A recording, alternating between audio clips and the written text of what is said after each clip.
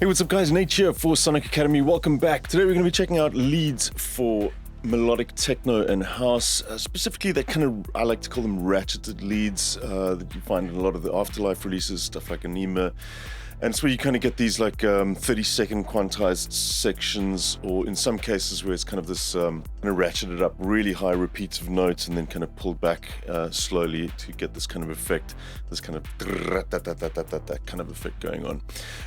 There's a couple of ways that we can do this in Bitwig, a couple of interesting ways that we can do it as well. We're going to look at a few different ones, right from just programming it and baking it into your sound design itself, to sequencing with it, and then one or two Bitwig specific ones which are really cool to use when doing this kind of stuff. Let's dive in and we're going to take a look. Right, so first up, I've been doing some stuff in Anna 2, and we'll look at how to do this kind of thing, baking it into sound design first. We'll take something like this, for example.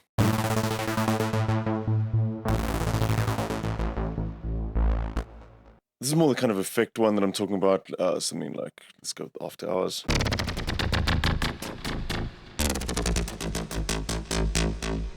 Cool, so this kind of sound is really easy to do with just using LFOs. If you want to use just the synth itself, we could do it from scratch here, just with any sound like this. Maybe do some sort of FM kind of sound. We could use the FM from Modulator 2. Let's bring that one down. We'll turn this into a sine wave. And I'm running through this example really quickly.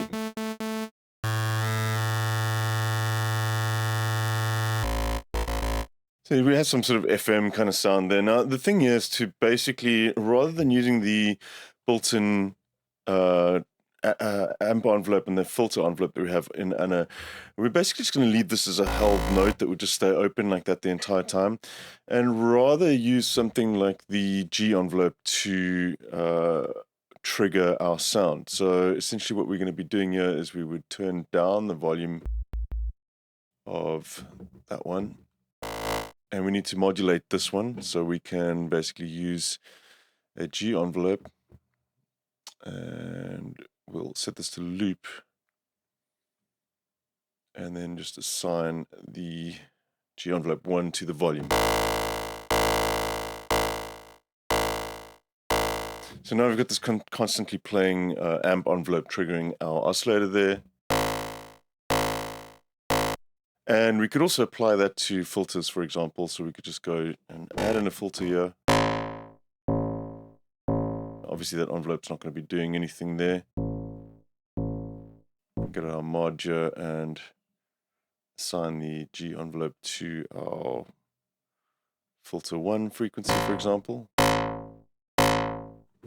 Right, and I'm going to leave it at that. We're going to do a really simple example here. Now, essentially what you can do is we could assign a filter envelope or mod envelope, for example, to the rate here, but I'm just going to do this manually now. We could bring up the rate of our G envelope.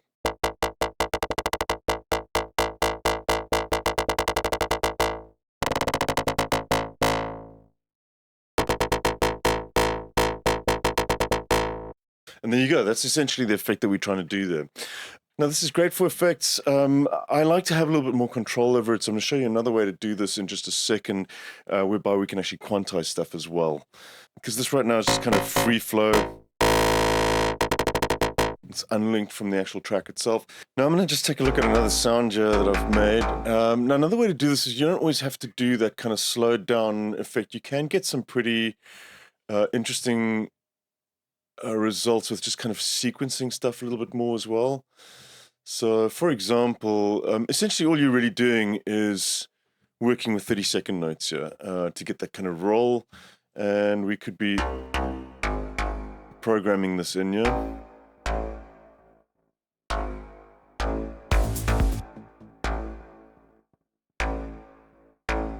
Could have something like this. And then to put in accents, you're basically just going to be assigning a 30-second note quantization to that. So we could have these little highlighted sections where you kind of ratchet things a little bit like that. And let's just extend this a little bit here.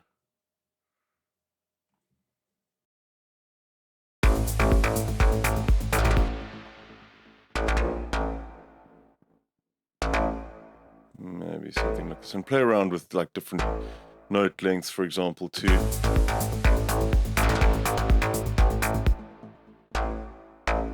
And yeah, they typically kind of just come before a note. You want to put in 2 30 seconds like that.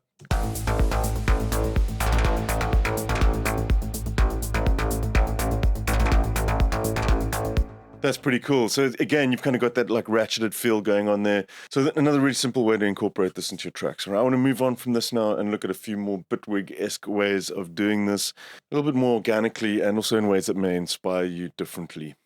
Right, so we're just going to actually keep the sound here and look at a few different ways that you can mess around with this. Now, let's say, for instance, if you were just looking for a more sequence pattern like this again, of course, you play around with stuff like an arpeggiator or even in Bitwig, you could use the note repeats, for example. You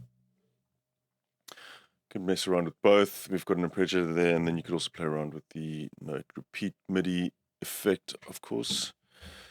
And let's say,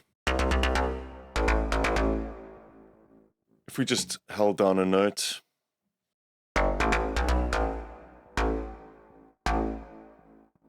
we'll let that loop. And we want to get some of those rolls and things going here. You could use modulators here to kind of generate patterns for yourself. Let's say we were over there and we could assign maybe a step modulator, for example. And we could have the step modulator at its maximum go all the way up to those rolls for us. So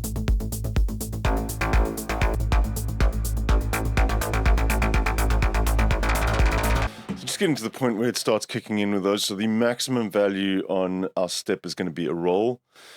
And now we could just maybe even just randomize this. And we might speed this up slightly, so let's just set this to 8th notes rather.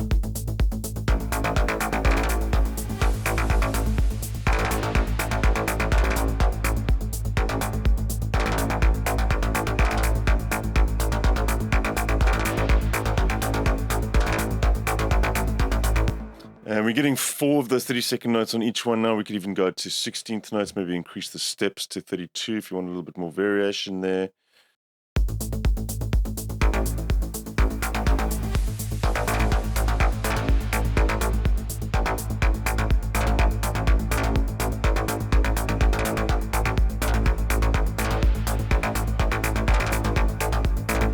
It's a pretty cool organic way to kind of just come up with new ideas.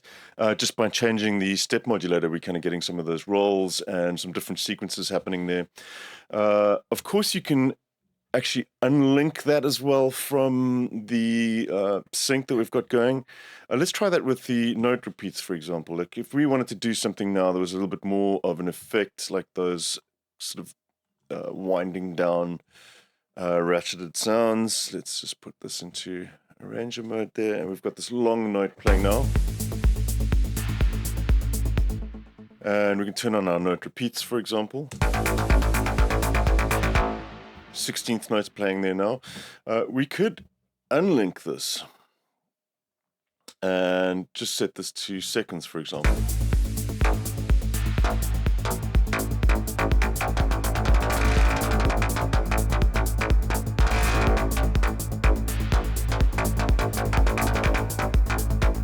And the thing I like about this now is you've actually got a lot of control over this. We could set a range, for example, using a macro. And let's got our minimum value will be, actually, we'll kind of set, getting somewhere close to that. That's going to be our minimum value. Then we'll set our max. We're going to just push that up so we can hear what we're doing.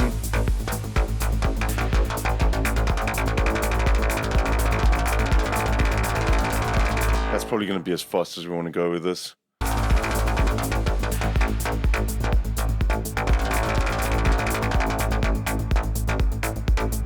Cool, so that's sounding pretty cool. We can play around with that and record that in live. The other thing that we can do to sweeten this up a little bit is when we kind of get into the slower sections, I kind of want this to sync with the track. So what we can use in Bitwig is to stick in a quantize module just after this, but we don't want to be quantizing, because what happens now is if we're quantizing everything, let's turn the rate up and hear what happens. nothing. It's just all those notes are getting squashed into each other.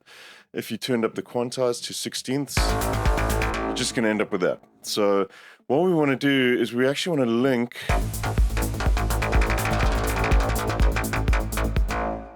we probably want to link the quantize amount to our macro and see if that works. We may need to put in a curve here to just adjust it slightly. But let's just add this to the amount. Sorry, and I just made a mistake here because I can't use this one to modify stuff that is not inside a group. So we need to group these together first. We're also going to have to probably we'll leave this rate as it is, and then we'll add in a macro here at this level.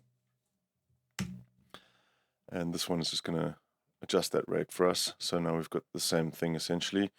And we're going to be quantizing at our minimum value here, and then we're going to back off on the quantization when we want to go higher to that sort of really quick ratcheting effect. So let's check that out now and see what happens. There we should have no quantizing now. Let's bring it back.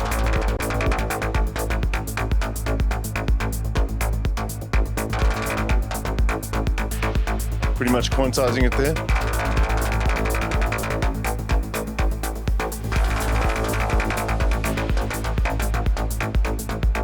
And then we could automate that. You can kind of have the most amount of control over this.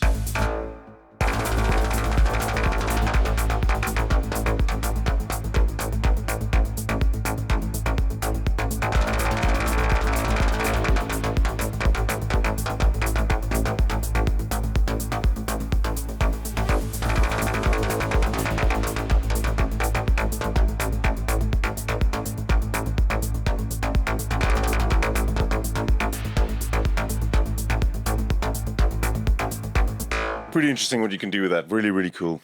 Right, so the last one that we're going to take a look at quickly is probably my favorite way to do this as well, just because it's the most visual and you can really kind of get down to the details of this.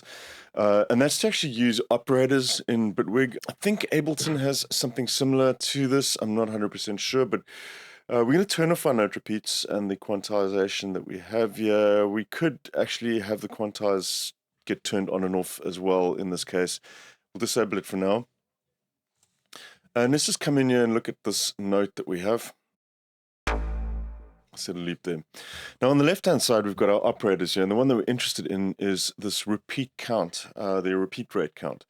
So take a look at the actual note at the bottom here, and as we start dialing this up, you'll see it'll split the note in half. Now we can do into quarters, and just keep going up, for example.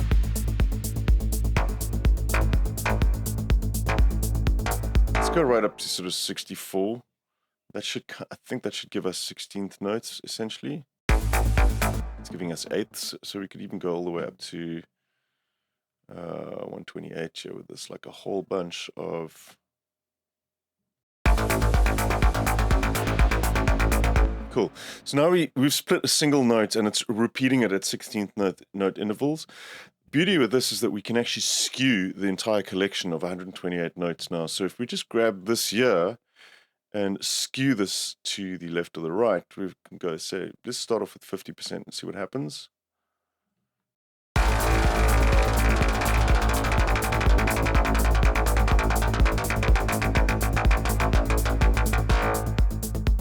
That sounds pretty cool.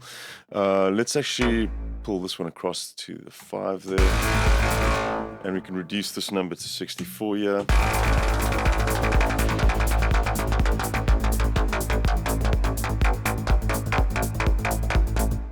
So this one, it's really cool because you can actually just play notes at any point where you want this kind of slide to stop. So we could just move that over, maybe reduce this a little bit further down to something like 32. And maybe even there, I could even just cut that one right there. Now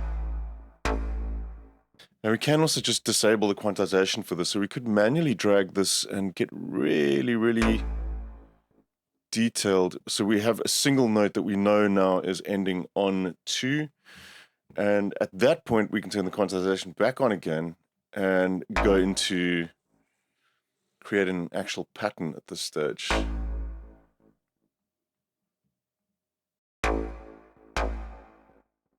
Let's do something like this.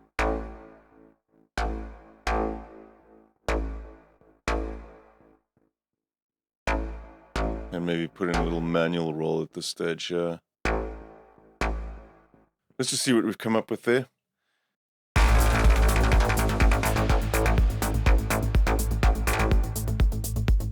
Super cool. And you can see this way, you're really kind of getting the most amount of control over something like this. Now you can also take this up one more notch, and you won't be able to do this with Anna because Anna doesn't have MPE compatibility currently. But if we were using something like, I mean, you could do this with Anna using pitch bend, but I do find that you do get quite a lot of control using something like Polymer within Bitwig. And we're just going to copy that piece down, and I'll just quickly make... We just use just a store wave like that will work fine.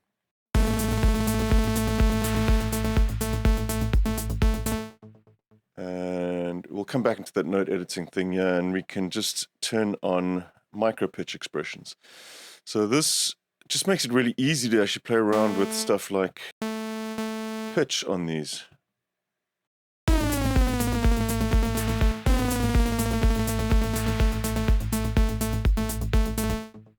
And we could also then, you know, put in...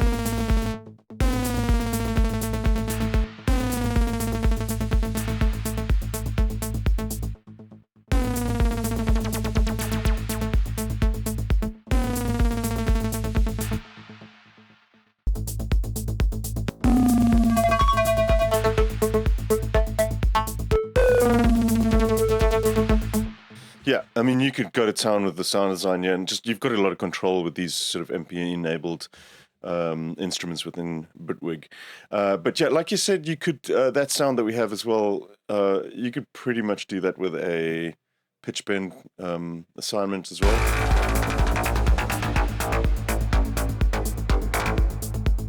The main benefit with the Polymer is you can actually do it on the note, and you can actually do polyphonic versions of that as well. So you could have multiple notes having different pitch slides at the same time, and multiple notes with different ratcheting settings as well.